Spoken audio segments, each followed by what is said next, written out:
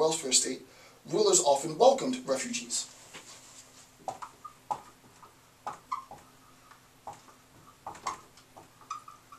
Okay, so refugees were welcomed into their realm, anticipating that artisans would benefit the society they joined, while others seeking refugees would increase the taxpayer rolls. So, refugees were welcomed. Why? They increased tax, or contributed to taxes.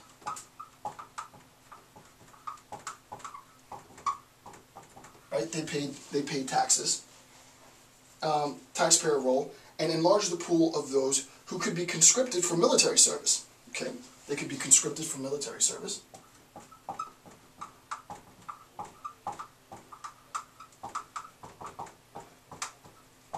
Right? They could be conscripted for military service. There was no corresponding public duty to care for the refugees from another land. Right? There was no. This is, for me, ideologically, this is really profound, actually, but I'm not going to spend too much time on it. There was no corresponding public duty.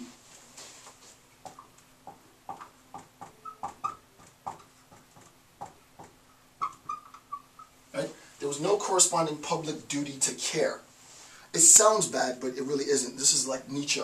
For those of you who've been watching my Nietzsche series, I'm just going to evoke his name, and that should put everything into context, right? I'm not going to discuss that at all, though. Right? So there's no public duty to care. So there was no corresponding public duty to care for refugees from another land. Private charity might sustain refugees for a short period of time, but quasi-permanent government supported refugee camps were unknown, right? There was no government inherently extended long-term government support for refugees. Refugees became self-supportive fairly quickly, or they perished, right? So the refugees, spell that wrong, F-U-G-E-E-E, became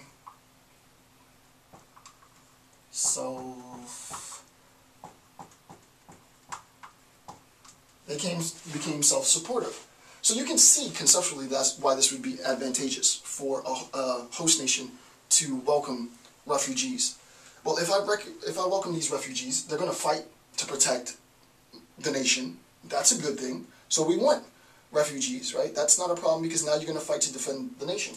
You're going to contribute your talents, and insofar as you contribute your talents, you're going to make money, and insofar as you make money, you're going to pay taxes. That's good. There isn't an obligation that we're imposing on citizens of our country to have to support refugees. There's no corresponding burden. We're not appropriating, to be technical, sort of indefinite tax dollars to the sustenance of refugees. So not an economic burden. If anything, they're making economic contributions. And then lastly, there was an expectation, right, both politically and socially, that refugees quickly assimilate, put that in scare quotes, and economically contribute, socially, culturally contribute to the development of the state. So, for all practical purposes, the addition of refugees was a benefit for the state. We get more tax revenue, we have more people to protect us, we have better contributions to our society. It's an overall good, it's an overall benefit for the states, right? So, 3 benefits of IDPs. Refugees accepted prior to the welfare state. Refugees were welcomed. Boom. Refugees were seen as making viable contributions to society. They offered skills to strengthen the state. They paid taxes. They joined the military and protected the state. They were expected to become independent. That is, they weren't viewed as a burden to society, right? So for all of these reasons, it was advantageous for the state to welcome refugees into their population. Remember, conceptually, the distinction that we're making is pre-welfare state formation, post-welfare state formation. Obviously, quite a bit of this concept rests on fully understanding the formation and the significance in the formation of the welfare state. That is tangential from a human rights lecture, so I would encourage you on your own to do your own sort of research into that significance, right? The significance of that. Okay, what I will do is, how much time do I have? I probably can get through this. on my battery. Yeah, I think I can get through it. What I'm going to do is I'm just going to continue right now without starting over. So I'll just jump into 5.4. 5.4 now. Now we're going to talk, I'm just immediately sort of shifting gears. Same content though, but I don't want to erase the board and start this whole discussion over. 5.4. Now we're going to talk about the disadvantages, right? 6 disadvantages of IDPs, refugees, after the formation of the welfare state. A lot of this content, again, comes out of the chapter by Fullerton, so read the pages 136 through 145 in Human Rights in the World Community, and you'll have sort of a better grasp of this transformation and conflict.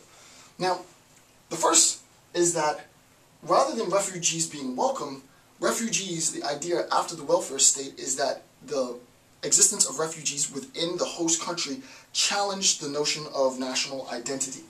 Right? It challenged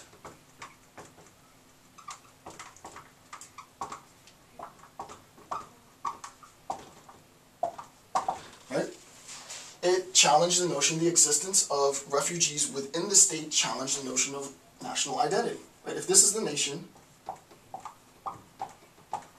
and then here we have a population of refugees, right?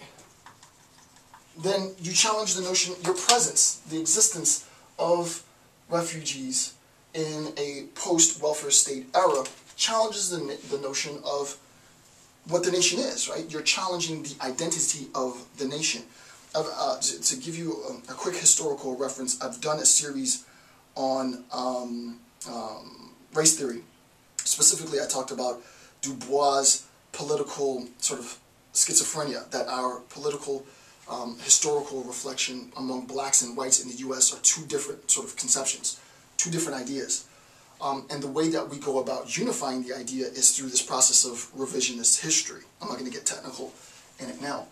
The existence of a large segment within this is obviously sort of, right after emancipation, a large segment of free, even natively born slaves, former slaves, within the United States challenged the identity of what it was to be American.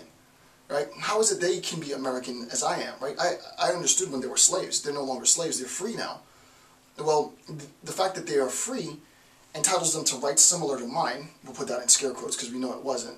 But the identity of what it was to be an American was challenged. And lots of authors, I'm not going to get into it now, talk about this idea in combination with also the systematic destruction of Native American populations as being the foundation for the hyphenated American, right? So you were Black American or Chinese American or Japanese American or Asian American or Spanish American, rather than seeing yourself as American as such. Why?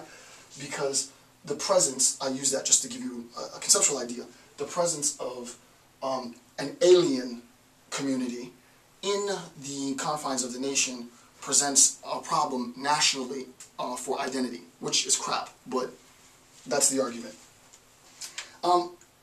There is an idea that it threatens the security, right? So the presence of threatens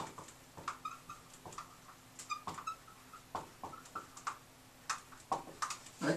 Rather than being conscripted and offering help for military services, the presence of refugees threatened the security of the state.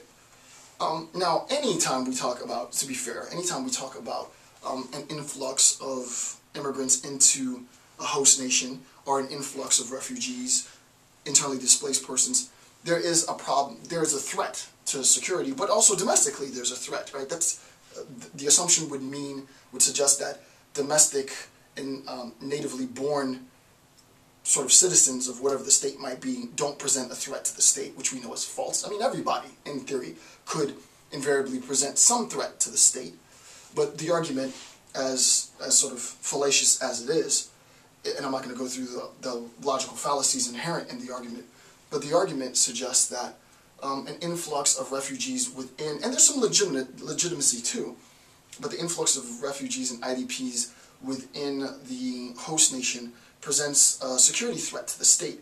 You can get technical and get into sort of fifth column analysis and such, or you can talk about the threat of nationalism and how that